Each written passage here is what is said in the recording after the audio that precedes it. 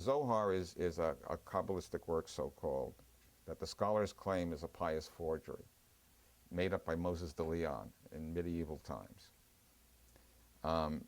It's recently being retranslated by Daniel Matt, a scholar, worked for Jack Milgram in California. Matt is a very diligent scholar, and that hasn't got a clue as to what the deep meaning of it is. And scholars try to demonstrate that their thesis is true. The essence of science is falsifiability. It's my job, if I come up with an idea, to use all my skills to prove I'm wrong. So I'm always trying to find the most minimum, the most elegant solution, and I'm always trying to figure out how it could be accidental, how it could be misleading me, how it could be just a coincidence. When you wring this down to its essence, you end up, and you can see this on the website, you end up with some of these models.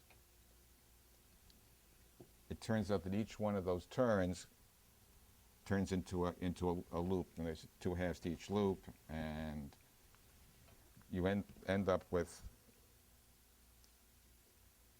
a number of geometric forms that are based on smoke rings. Zohar is a Kabbalistic work, so-called, that the scholars claim is a pious forgery, made up by Moses de Leon in medieval times. It's recently being retranslated by Daniel Matt, a scholar, worked for Jack Milgram in California. Matt is a very diligent scholar, and that hasn't got a clue as to what the deep meaning of it is. And the scholar's opinion of the Zohar is it's a pious forgery. There's no real meaning at all. These are just speculations, musing. In the section on Genesis, it's in the, we have packets at the back. It's in one of our eTorahs.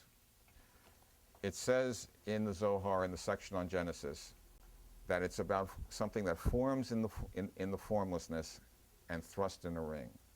And he references the words for forming and formlessness, thrust in a ring, and he refers to smoke and a smoke ring. And he doesn't make the association.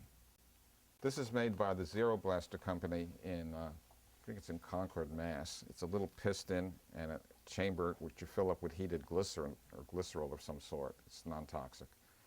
And then you pull back on the plunger and it makes little smoke rings. Forming and formlessness, thrust in a ring.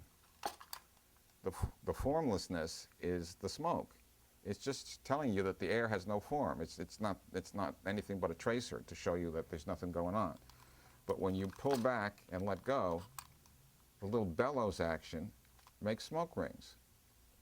Well, it turns out in modern physics, if you start with no thing, the first thing topologically that can form is something where the no thing falls through itself, there being nothing else to happen. That forms a kind of smoke ring. So this is both a solution to what the Zohar is actually saying, a description of the smoke ring in Genesis, and good modern physics. And not only that, but what we're going to discover, which is what the talk is about, is that it's all based on the Golden Rule.